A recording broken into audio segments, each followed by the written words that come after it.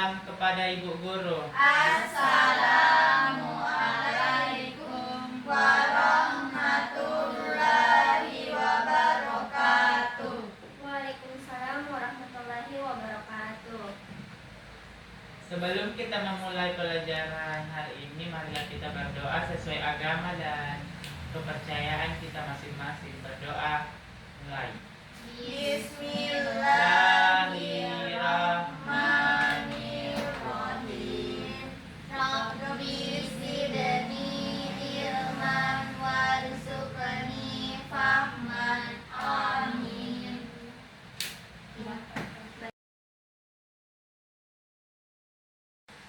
Baik anak-anak, hari ini kita akan belajar mengenai penggunaan tanda baca koma.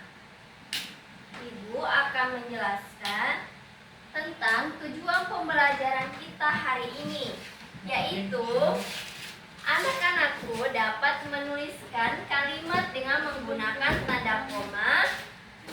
Selanjutnya, anak-anakku dapat membedakan penggunaan tanda koma dalam kalimat. Kita masuk materi yang pertama, tentang apa itu tanda baca koma. Tanda baca koma adalah tanda baca yang digunakan untuk membuat jeda singkat atau pemisahan antara unsur-unsur dalam kalimat, seperti memisahkan anak kalimat dari induk kalimat, unsur-unsur dalam perincian, atau sebelum kata penghubung tertentu.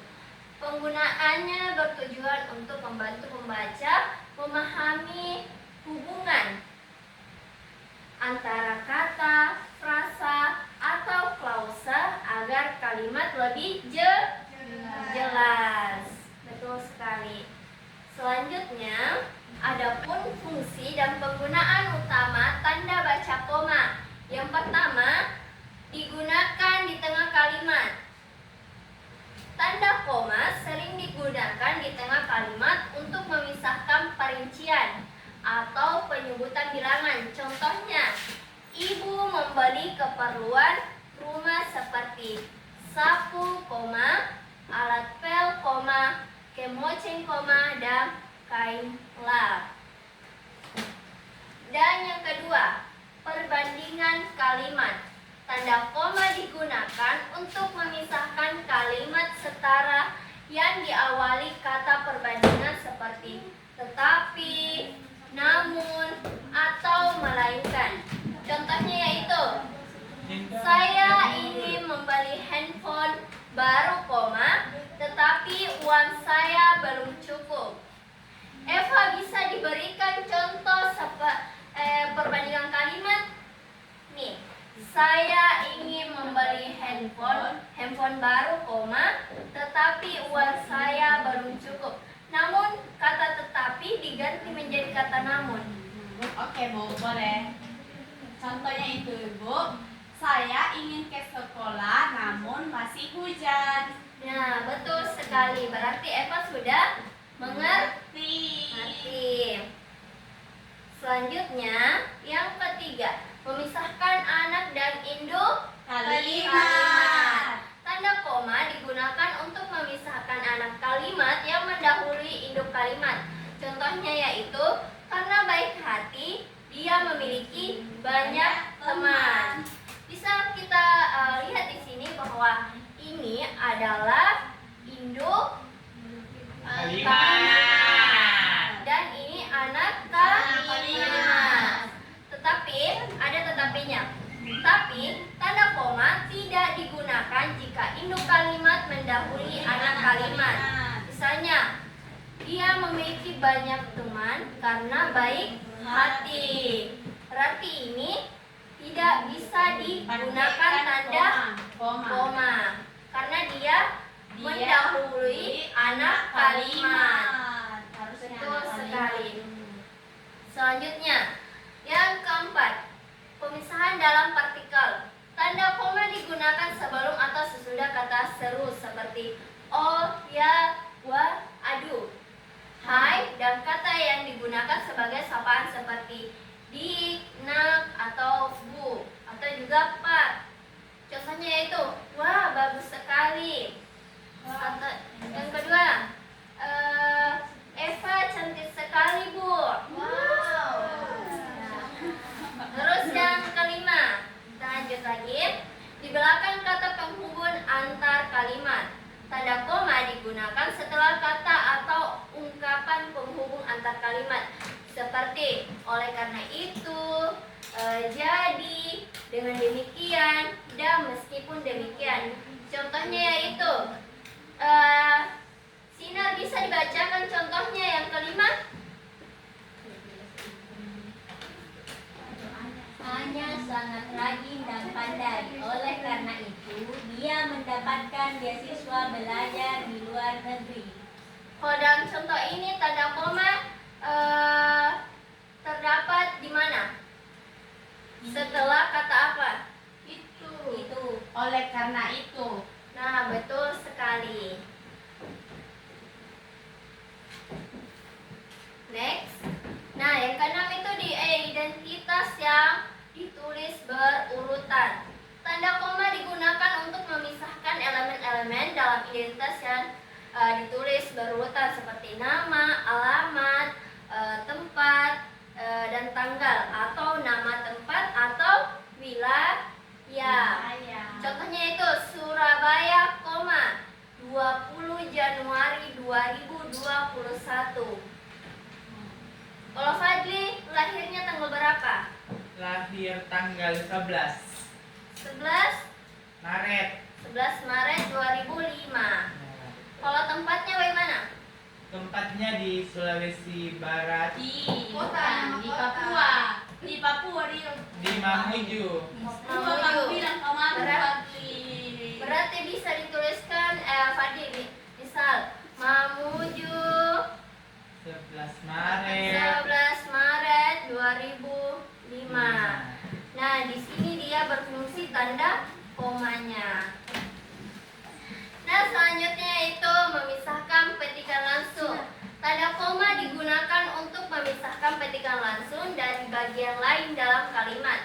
Contohnya itu, kata ibuku, kita harus membantu dalam hidup ini. Next. Yang kedelapan, digunakan sesudah salam dan nama jabatan. Tanda koma digunakan setelah salam pembuka, salam penutup, dan nama jabatan yang menandatangani surat. Contohnya itu dengan hormat, koma, rektor, koma, terus tanda tangan di bawahnya. Ada yang biasa perhatikan di surat? Iya, biasa. Biasanya surat apa, Eva? Edaran. Iya. Surat edaran. Iya. Dari sekolah dia? Iya. Kampus biasa. Ini dari sekolah. Oh, dari sekolah. Betul Iya. sekali ya. Yang biasa diedarkan oleh kepala sekolah. Terus yang kesembilan itu penulisan daftar pustaka. Tanda koma digunakan untuk memisahkan bagian nama yang sudah dibalik penulisannya dalam daftar pustaka. Ada yang biasa lihat daftar pustaka di akhir buku?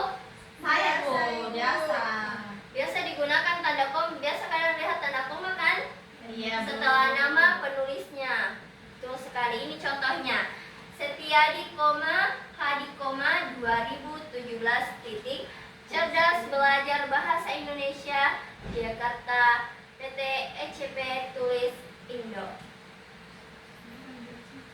Baik, selanjutnya yang ke-10 itu penulisan dalam gelar. Tanda koma digunakan di antara nama orang dan singkatan gelar akademis. Contohnya itu Bambang Irawan, M. Hum, atau misal Nisa SPD. Nisa SPD MPD. Iya. Terus yang selanjutnya itu mengapit keterangan tambahan. Tanda koma digunakan untuk mengapit keterangan tambahan atau keterangan aposisi. Bisa Nina Salsabila dibacakan salah satu contoh dari mengapit keterangan tambahan? Tanda semua siswa baik, laki-laki maupun perempuan, dengan paduan suara. Nah, betul sekali. Dikasih apa? Kasih W, Kasih O, kasih W.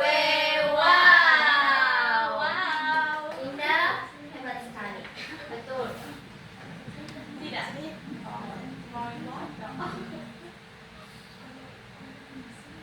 Nah, selanjutnya kita berlanjut ke materi yang kedua tentang fabel. Ada yang tahu apa itu fabel? Fabel itu cerita hewan-hewan. Nah, betul sekali. Kalau Eva biasanya em, suka baca buku apa? Saya Tentang buku fiksi. tentang kancil sama buaya, Bu. Kalau Ninda, Tentang Kelompok. buaya sama betul sekali. Nah, itulah contoh dari fabel. Ibu jelaskan sedikit ya tentang apa itu fabel, walaupun kalian sudah tahu kalau fabel itu adalah cerita fiksi yang tokoh-tokohnya itu berupa hewan yang bertingkah laku seperti manusia. Misalnya itu si kancil atau pura-pura dan kelinci, semut dan belalang, gagak dan sebuah kendi. Nah, untuk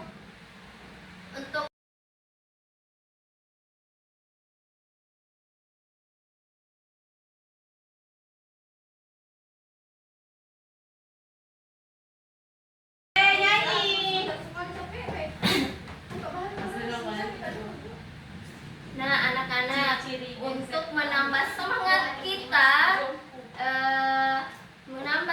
kita, ayo kita menyanyi terlebih dahulu. Ayo Yeay, menyanyi. nyanyi. Berdiri.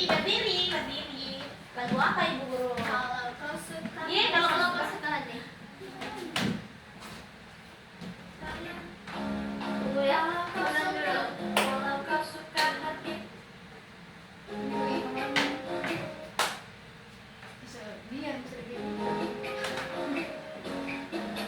Kau suka hati tepuk tangan.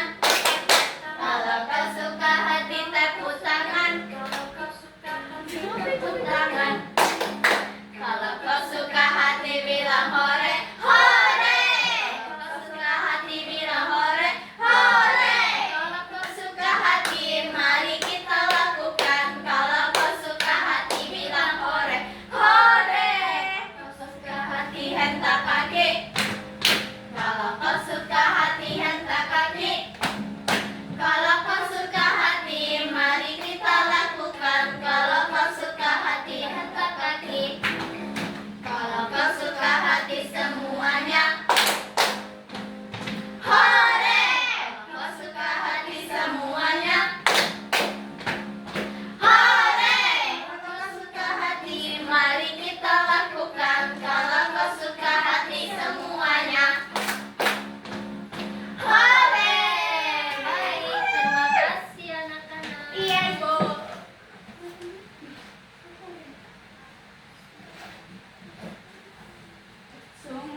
Baik, itulah pembelajaran kita hari ini. Terima kasih atas partisipasi dari kalian. Sebagai tugasnya anak-anakku,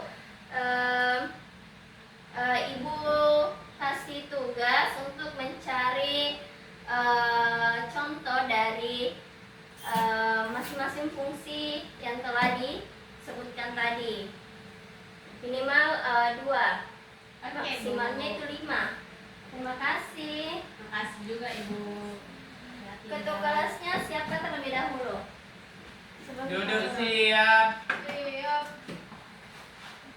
Terima kasih Ibu.